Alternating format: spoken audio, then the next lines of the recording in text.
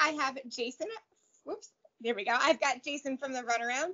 Where are you located right now? We are in the suburbs of Chicago at the moment. Some of us are in the city, some of us are in the suburbs. I happen to be in the suburbs. So what's your situation in Illinois? Because I know that like every state is something different. Right Right. now in Maryland, we are self-distancing. Yeah, right. So it's obviously a very fluid situation, right? So at the moment, and this could obviously, actually, it literally might change in the next couple hours, we've been told. We are, I think it's called either rest in place or shelter in place or whatever it's called, which I've been told is the wrong term. So I guess because that's like an active shooter situation apparently. But yeah, so it's something along those terms where basically don't leave the house unless you absolutely have to. And I think we've been told that the entire state of Illinois might be following California in the next 24 hours on that regard. So Chicago's pretty rough with this right now. Suburbs aren't too bad yet, but it's spreading. So how do you feel as far as preparation is concerned right now? Definitely not a hoarder. I feel like, we got to work together on this stuff. And, we have, I have a wife and a 2.5-year-old, so we have to make sure we have cereal and, plenty of yogurt and stuff like that for the kid. He's definitely the first priority. And then we kind of worry about ourselves after that. We could live off frozen pizzas for a while if we had to. Bought the normal amount of toilet paper, the stuff that, I feel like, if everybody just tries to, have respect and do the distancing thing, like I believe in that for sure. I believe that the sooner we get started on this, the less it's going to take, as far as like overall, it is pretty disheartening to see like, people still partying on the beaches in Florida while we're all trying to like avoid being within, 6 feet or whatever it is with each other and stuff. But I'm also not trying to freak out either. Again, having a little kid at home and stuff, it's just, that's the priority. As long as he's okay and safe, then we'll figure out the rest of our stuff. And I think if everybody does that for themselves and then also looks out for like, I'm calling my parents every couple of days and be like, you haven't left the house, right? They've stocked up a little bit, and I told them if they need anything, we'll run over there and say for my wife's parents and, and anybody that, we can help with that type of stuff. Cause I think it's definitely, scarier to be, 60, 65 plus and stuff like that right now, What are you doing to keep busy right now? So, we will forever be able to say that we released an album in the pandemic, for better or worse. We had to cancel our album release show, which was last Saturday. We didn't cancel it till Friday, which is funny. I mean, it just speaks to how fast this is moving because, we had practice we practice every Tuesday night. I'm actually sitting in our rehearsal space. It's all around me right now. And our rehearsal space is in my house, so I'm not being a hypocrite. It's in my house. I didn't just go to a rehearsal space to have this meeting. This is not, But, no, we had a practice on Tuesday, which would have been, do the date, I guess it would be the 10th. Right? Yeah, 10th. And we didn't even bring it up in practice. It was our CD release was 4 days away. We were concentrating on getting our set down and, making sure we had the merch and making sure we had our Apple Card reader ready, multiple of those ready for, to sell merch at the end of the night because we messed up last time and didn't have one of those.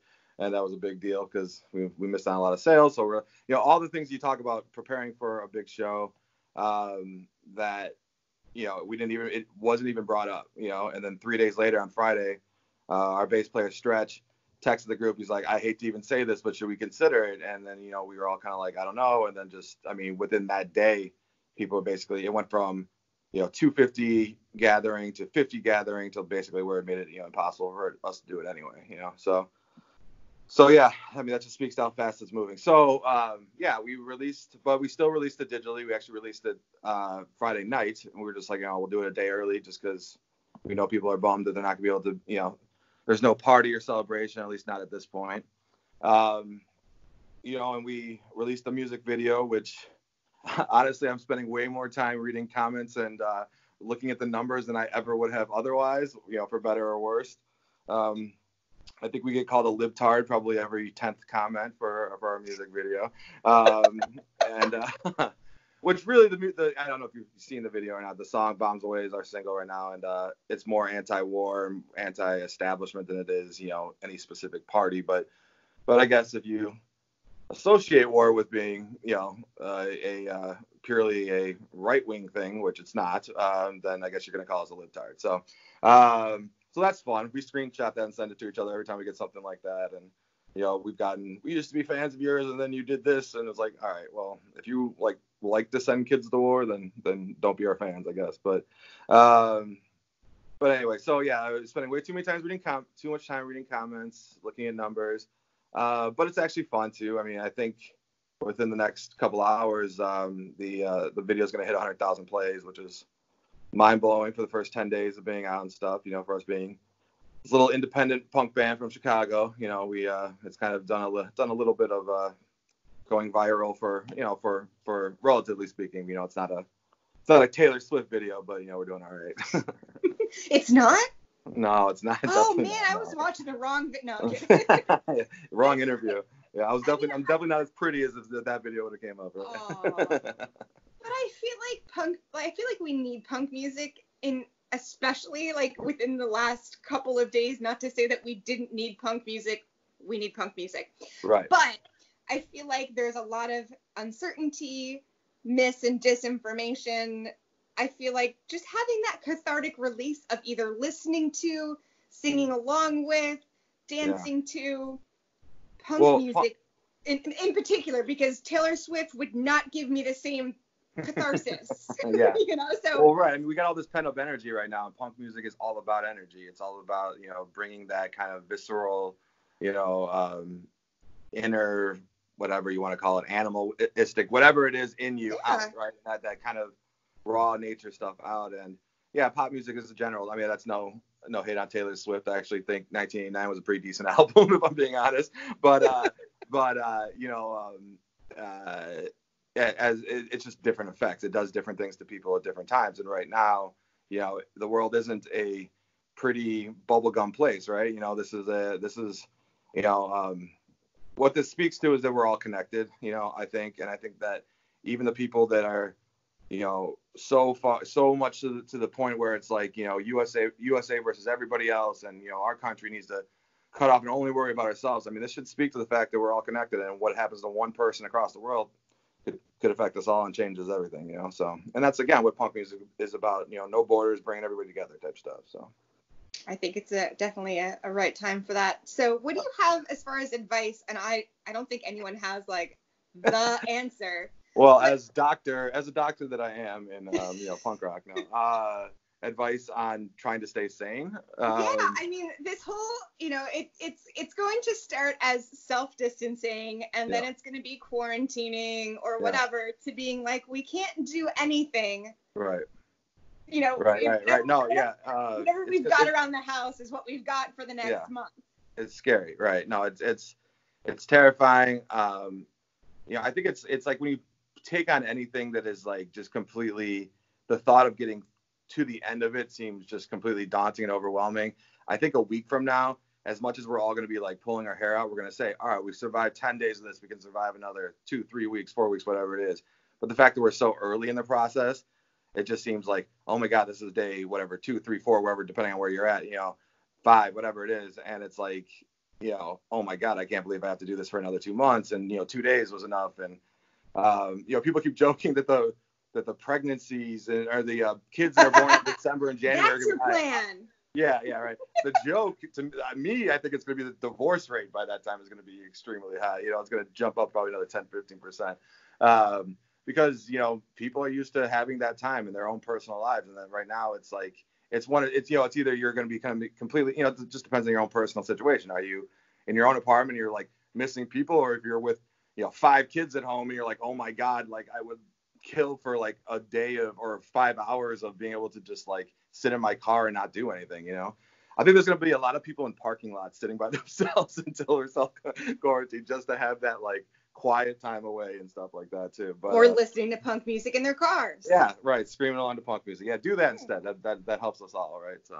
yeah. So as a dad of a young kid, how do you go about, I mean, you said your son is about 2.5? Yeah, so he doesn't really know the difference yet. I mean, because we can still go outside and play, at least at this point, we can still do that. His life is, one park at a time. So we're not going to the parks, but we're playing in the yard and playing in the driveway and, whatever. I mean, as long as he feels like he's got somebody to play with, meaning me or my wife, then it's okay. I mean, is there some pent up energy? Yes, of course. He's got this little plastic basketball hoop that he's decided that he's going to use as kind of a bubble boy thing and run and bounce around everything in the house because it kind of protects him from hurting himself. So, I mean, it's whatever works at this point. I think all the rules go out the window, just don't, as long as he's physically safe and not breaking anything that we can't replace, then, we'll run with it at this point, as long as we can keep him entertained and keep him active and stuff like that. We should take note of all the things that we've learned how to be creative with, because I think we'll be really impressed with ourselves later on. Right. So as advice goes, that's to me is like, if you have a creative bone in your body, like run with it, whether it be physical art, music, I don't know. I mean, like if you're great at like redesigning things or, working on your, you feel like you could redo your kitchen with, the things you have in your basement or something. I don't know, just do, get creative with it. And, and then, I think the cool thing about it is you'll always remember where that thing came from, whether it be a song that you wrote, whether it be, some collage thing you end up putting, on your bar or something, whatever it is, like you'd be able to say, yeah, that was, like that might be hideous, but that was my quarantine art that got me through those 2 months. And I think, hopefully this doesn't happen so often in the future, where this is a very much a moment in time that we look back on as something that we are proud of that we got through, and also as a example of the things we need to do differently, I guess, too, right? Speaking of that creativity, what were some things that influenced the writing on Bombs Away? The song or so the EP is named Bombs Away. That's right. The whole thing. So I'll go back to the last album. Our last album was written after our guitarist had passed away pretty suddenly. He was only 33 years old, and it was a pretty sudden moment for us, and everything we did from that point on for that next album, which was the full length, was kind of about him. It was about anger from, things that kind of stem from, the healthcare system and how we should have been, taken care of better and stuff and all this stuff. And, we got out of that, and that was very cathartic and stuff. So when we got done with that, it was kind of like, okay, let's take a breath, let's take a minute here, and now let's get back to what we enjoy doing. We've kind of coined the phrase, we've been around for a long time, this is now 13 years now, the phrase party punk, because we kind of walk this line of being socially conscious and, speak our truth on that stuff, but also being a fun, sing along, good time type of punk rock band, that the stuff we grew up on and stuff. So, we wanted to get back to that. But we've also been, it's also always, we always write from a point of where we are in our lives at that moment in time compared to where we were in the past.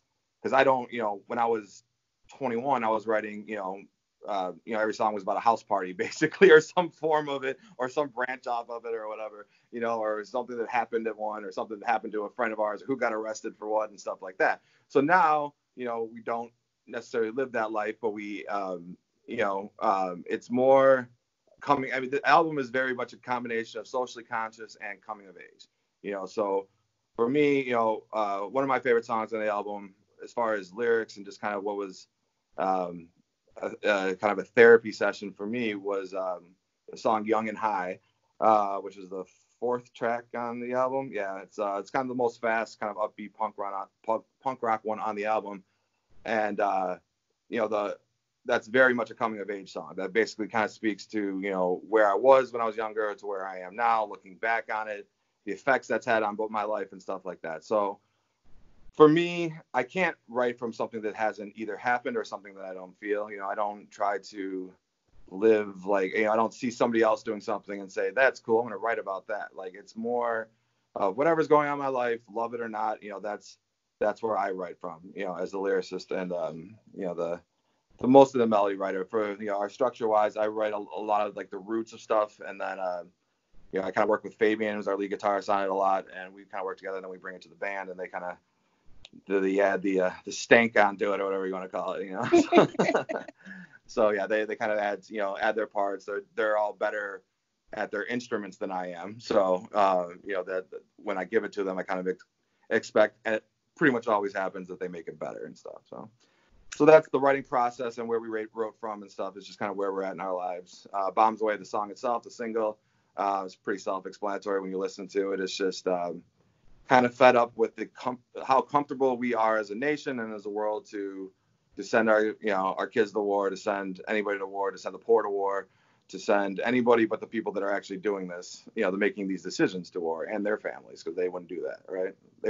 They have no problem doing to our families what they would do, but they wouldn't do it to theirs, and that to me, that's where it needs to, that's where the decision should be. Would you be willing to do this? Is it serious enough that you'd send your own kid? If it's not, then don't do it. That's my thought. Well, and I think a lot of people need to hear that message. And since your album release party was canceled, for lack of a better term, yeah. How do you plan moving forward to kind of spread the word and publicize and share your music? Well, the good thing is, like I said, we've been around for 13 years.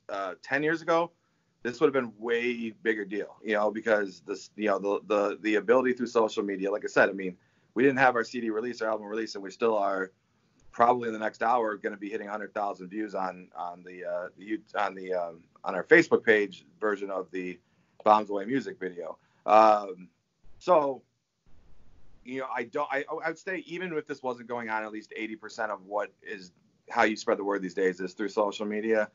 And obviously that's now has to be 100% of what we're doing at the moment. We were booked to open for Bowling for Soup in April in Chicago. That got moved to August, but we're still on it. So hopefully, if the world is still around by then, we will. It's only kind of funny. Right. Funny because okay. So that's my other answer. I'm gonna go back to that question. How do we survive this? How do we get through it and stuff? And honestly, it's got to be humor, right? Like we have to be able to just laugh at how ridiculous this moment is. Because if you told any of us 6 months ago, maybe it's just being, an American, being in today's society, being so, I don't know. I don't want to use the word ignorant because it's not right. Just oblivious and naive. Naive would be the word to what, this could actually happen. I mean, I'm as guilty as anybody is. I never thought in my lifetime I would see something that's, happening at this moment. And hopefully it never happens again. But it seems like it's so easy to happen, right? So I do hope we this. Yeah. No. Right. Yeah. So humor. I mean, that to me, you got to be able to laugh at it, but still take it serious. I mean, humor being, be able to make light of a serious situation, but while still taking it seriously. I agree with that. So, what gives you hope right now? Because I feel like humor and hope are like the only two things we have to keep us going. So I saw something. Right. So, and I'm going to sound, I really don't want to sound like a certain person in charge and just make up facts right now. So, but I did see something. Lived hard. Yeah. Okay.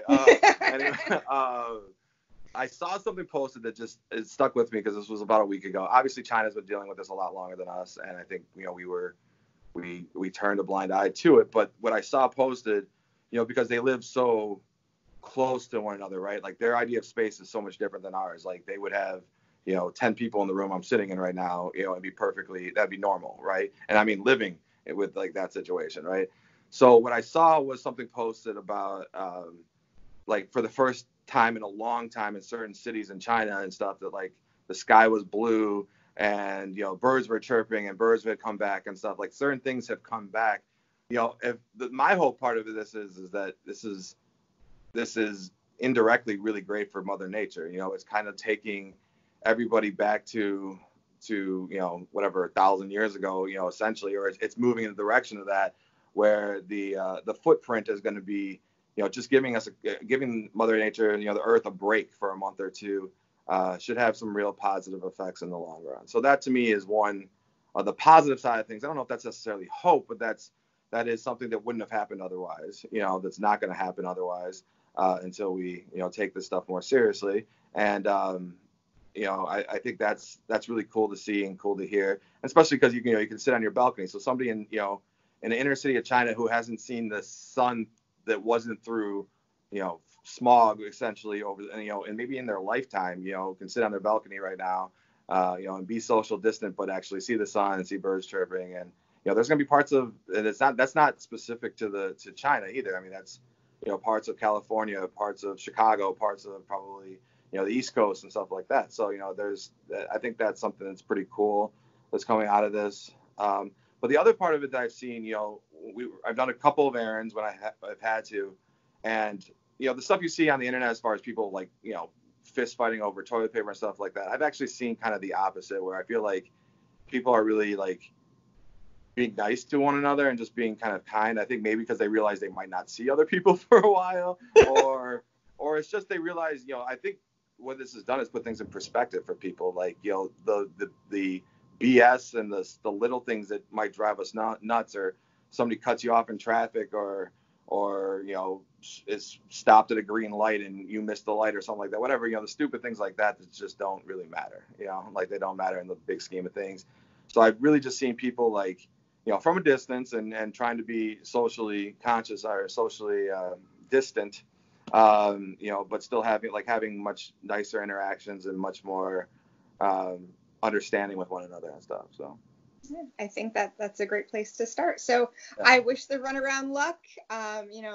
Stay healthy, stay inside in quarantine. Yeah, we're trying to figure out this whole like Zoom with one another to try to practice or work on things. I think it's just going to be us sending each other videos at this point, but we're not the most technologically advanced group, as we know. It took us 10 minutes to get on the Skype call, and it's totally my fault because I don't really know what I'm doing, but yeah. So. We're all going to try to do our best, so hang in there. Definitely. You too. I appreciate the talk, and let me